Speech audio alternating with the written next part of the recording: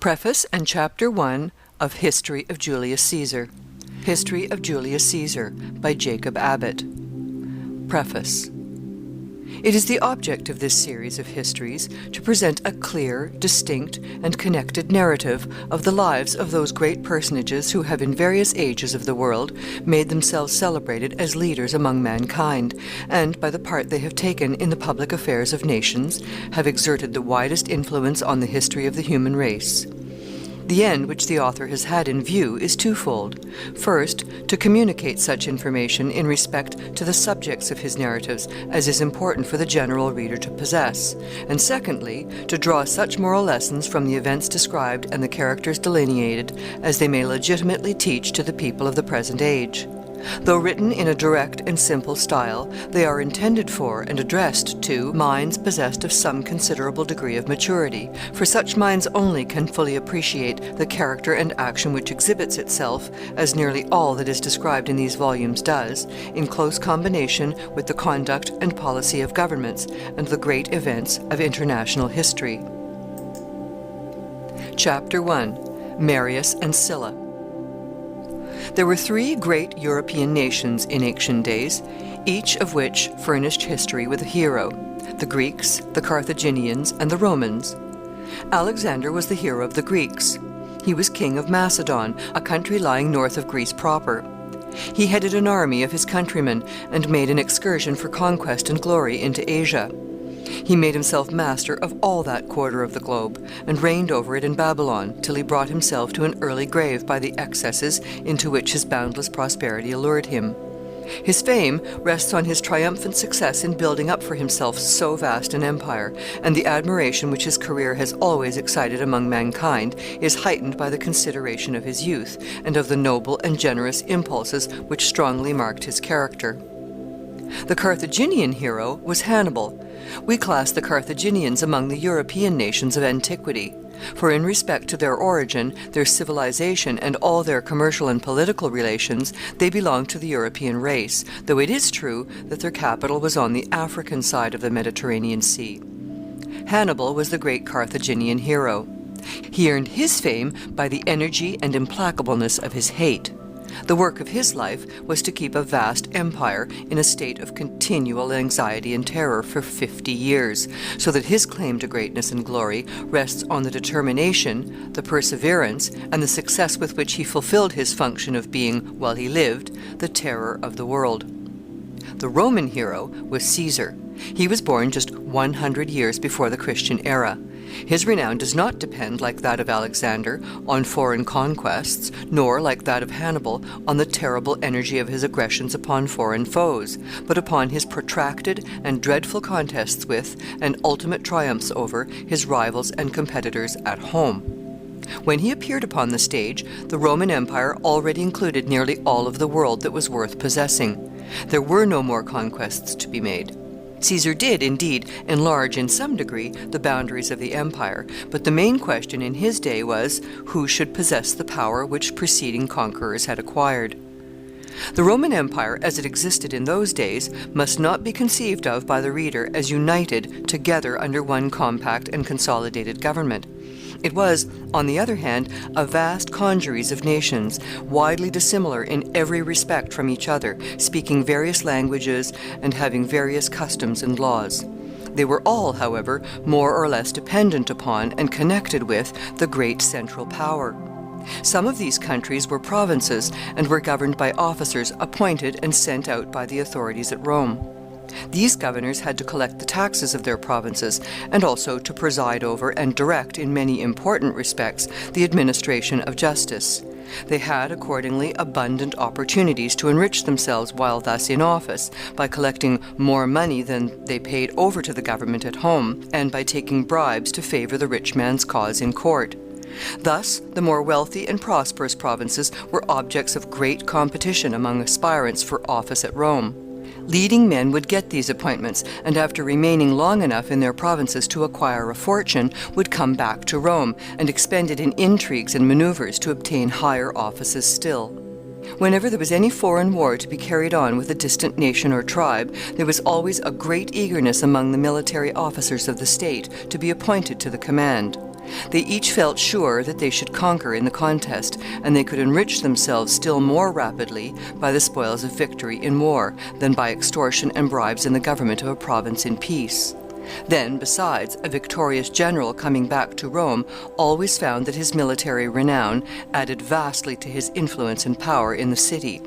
He was welcomed with celebrations and triumphs. The people flocked to see him and to shout his praise. He placed his trophies of victory in the temples and entertained the populace with games and shows, and with combats of gladiators or of wild beasts, which he had brought home with him for this purpose in the train of his army.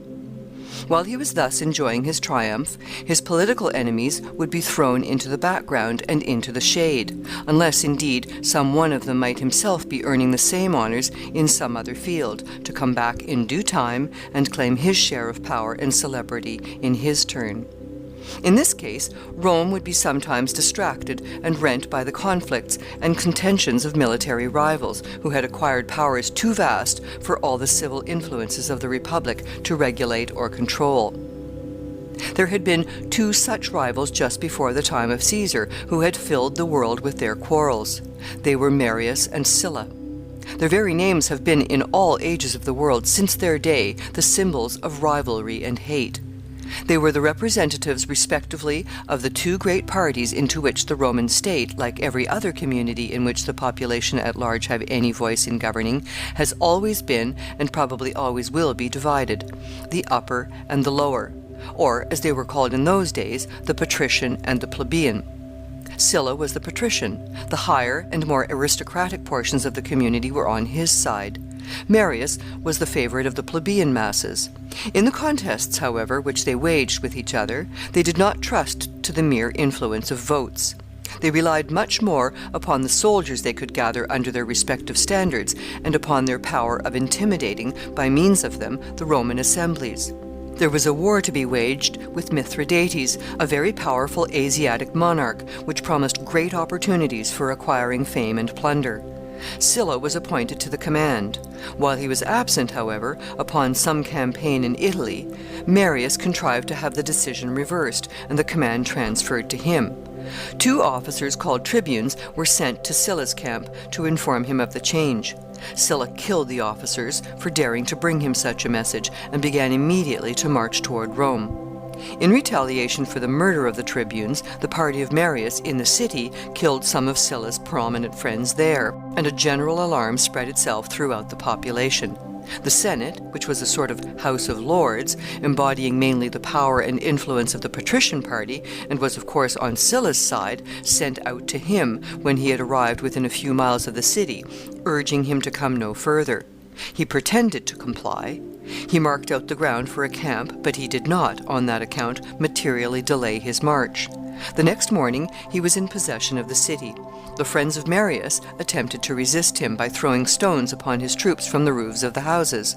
Sylla ordered every house from which these symptoms of resistance appeared to be set on fire.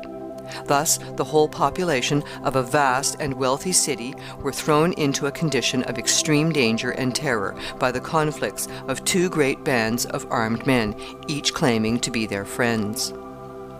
Marius was conquered in this struggle and fled for his life. Many of the friends whom he left behind were killed.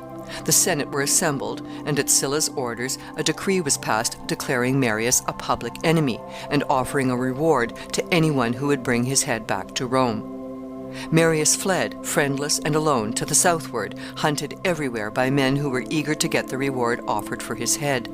After various romantic adventures and narrow escapes, he succeeded in making his way across the Mediterranean Sea, and found at last a refuge in a hut among the ruins of Carthage.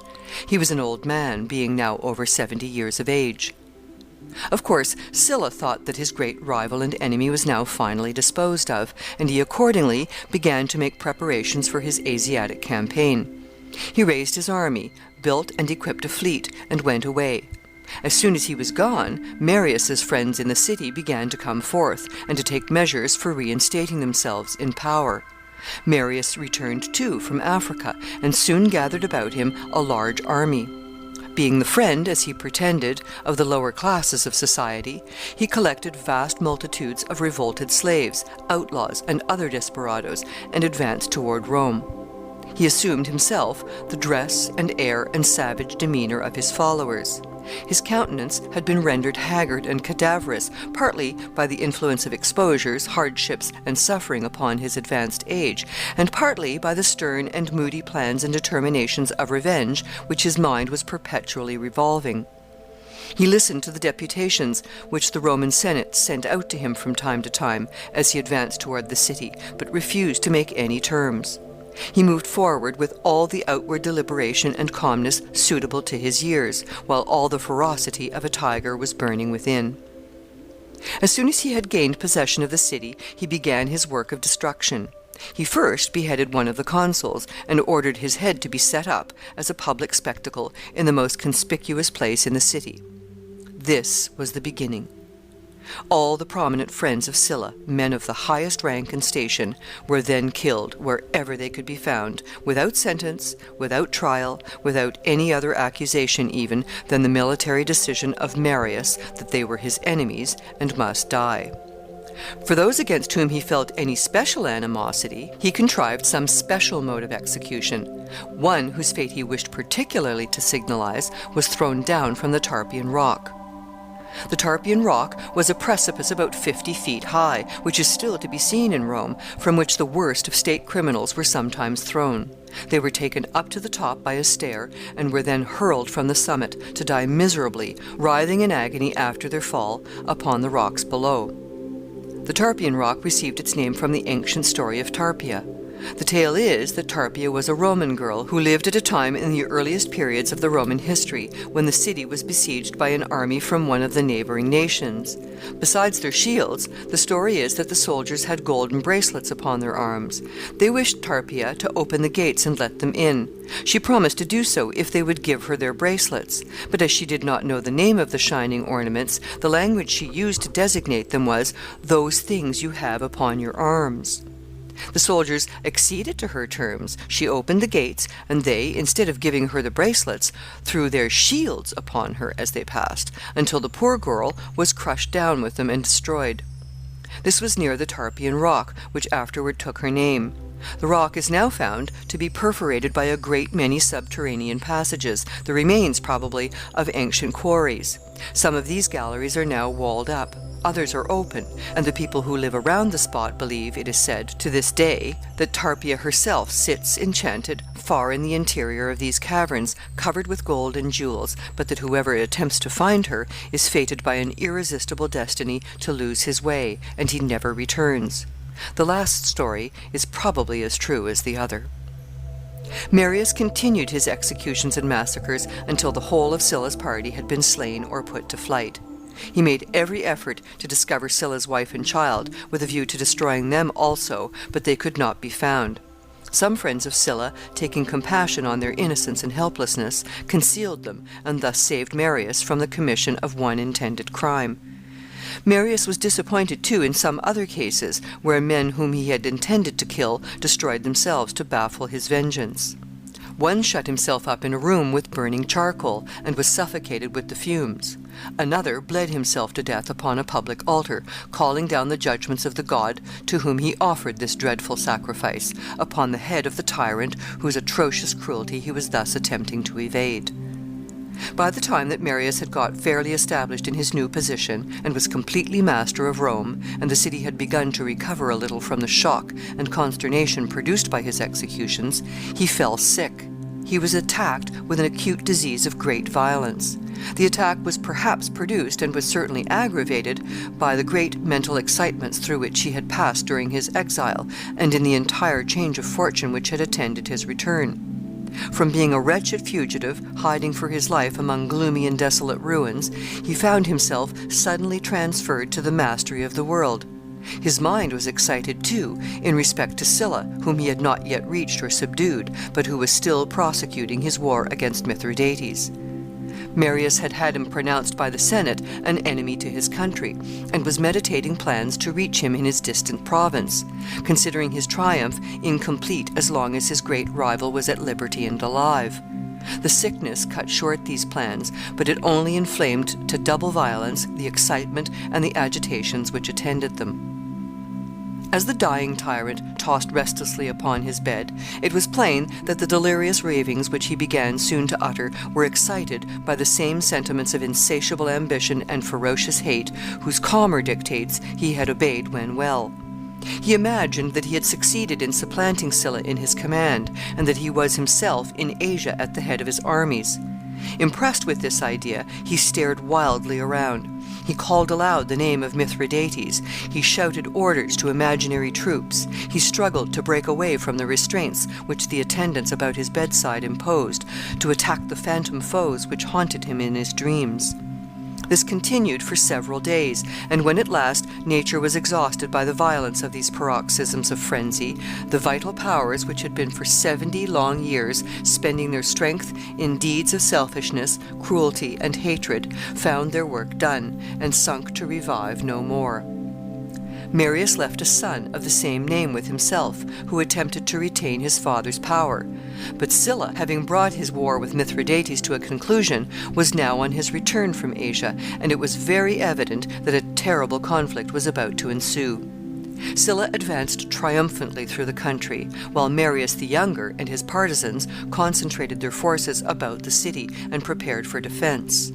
The people of the city were divided, the aristocratic faction adhering to the cause of Sylla, while the democratic influences sided with Marius.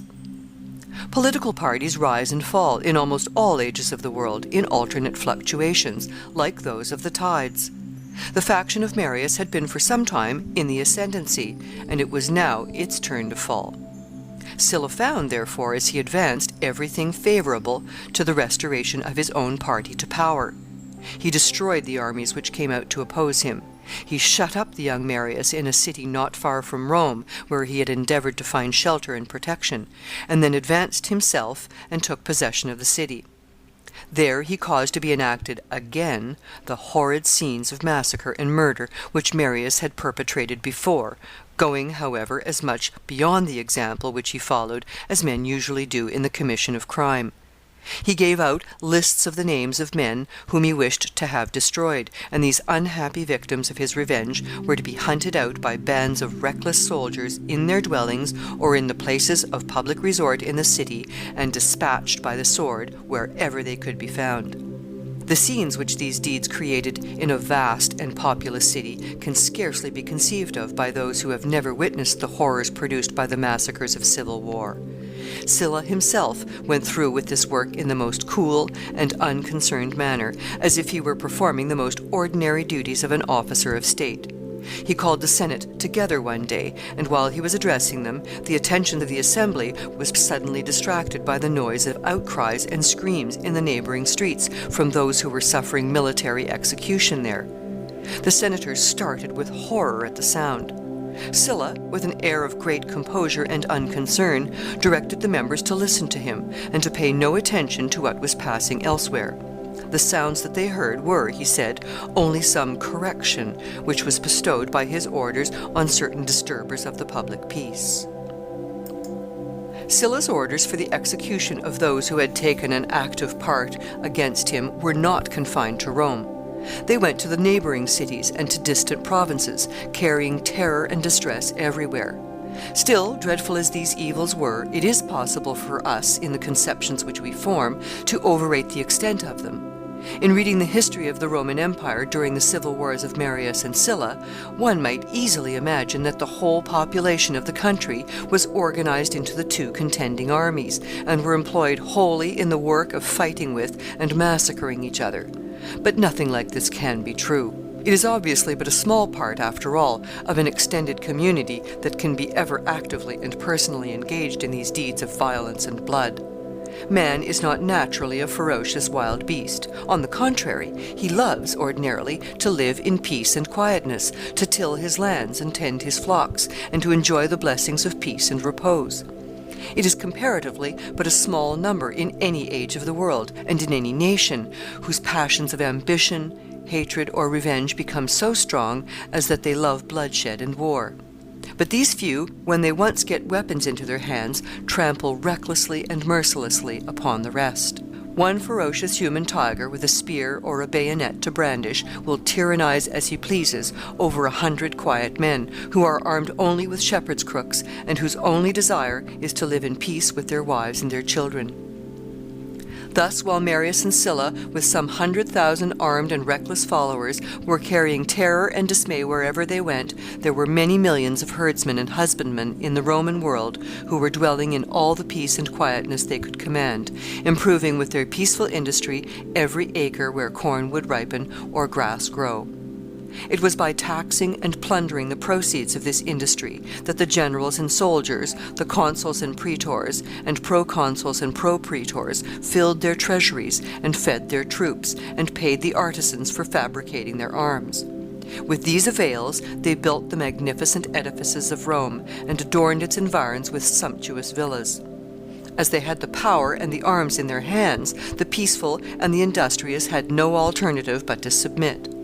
They went on as well as they could with their labors, bearing patiently every interruption, returning again to till their fields after the desolating march of the army had passed by, and repairing the injuries of violence and the losses sustained by plunder without useless repining.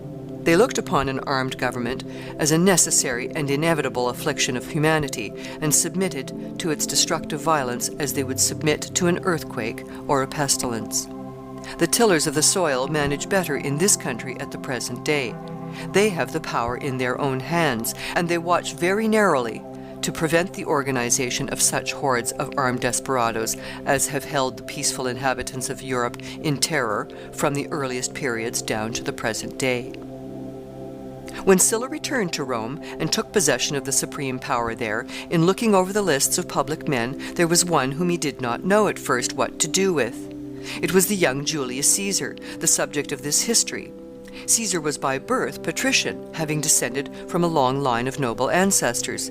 There had been before his day a great many Caesars who had held the highest offices of the state, and many of them had been celebrated in history. He naturally, therefore, belonged to Sylla's side, as Sylla was the representative of the patrician interest. But then Caesar had personally been inclined toward the party of Marius. The elder Marius had married his aunt, and besides, Caesar himself had married the daughter of Cinna, who had been the most efficient and powerful of Marius's coadjutors and friends. Caesar was at this time a very young man, and he was of an ardent and reckless character, though he had thus far taken no active part in public affairs. Sylla overlooked him for a time, but at length was about to put his name on the list of the proscribed. Some of the nobles, who were friends both of Sylla and of Caesar too, interceded for the young man. Sylla yielded to their request, or rather suspended his decision, and sent orders to Caesar to repudiate his wife, the daughter of Cinna. Her name was Cornelia. Caesar absolutely refused to repudiate his wife. He was influenced in this decision partly by affection for Cornelia, and partly by a sort of stern and indomitable insubmissiveness, which formed from his earliest years a prominent trait in his character, and which led him during all his life to brave every possible danger rather than allow himself to be controlled. Caesar knew very well that when his refusal should be reported to Sylla, the next order would be for his destruction. He accordingly fled. Sylla deprived him of his titles and offices, confiscated his wife's fortune and his own patrimonial estate, and put his name upon the list of the public enemies. Thus Caesar became a fugitive and an exile. The adventures which befell him in his wanderings will be described in the following chapter. Sylla was now in the possession of absolute power. He was master of Rome and of all the countries over which Rome held sway. Still, he was nominally not a magistrate, but only a general returning victoriously from his Asiatic campaign, and putting to death, somewhat irregularly, it is true, by a sort of martial law, persons whom he found, as he said, disturbing the public peace.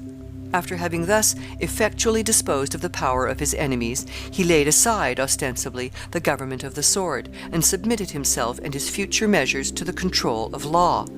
He placed himself ostensibly at the disposition of the city. They chose him dictator, which was investing him with absolute and unlimited power.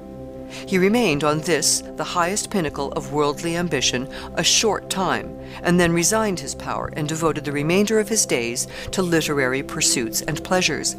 Monster as he was in the cruelties which he inflicted upon his political foes, he was intellectually of a refined and cultivated mind, and felt an ardent interest in the promotion of literature and the arts. The quarrel between Marius and Sylla, in respect to everything which can make such a contest great, stands in the estimation of mankind as the greatest personal quarrel which the history of the world has ever recorded. Its origin was in the simple personal rivalry of two ambitious men. It involved in its consequences the peace and happiness of the world. In their reckless struggles, the fierce combatants trampled on everything that came in their way, and destroyed mercilessly, each in his turn, all that opposed them. Mankind have always execrated their crimes, but have never ceased to admire the frightful and almost superhuman energy with which they committed them. End of chapter 1.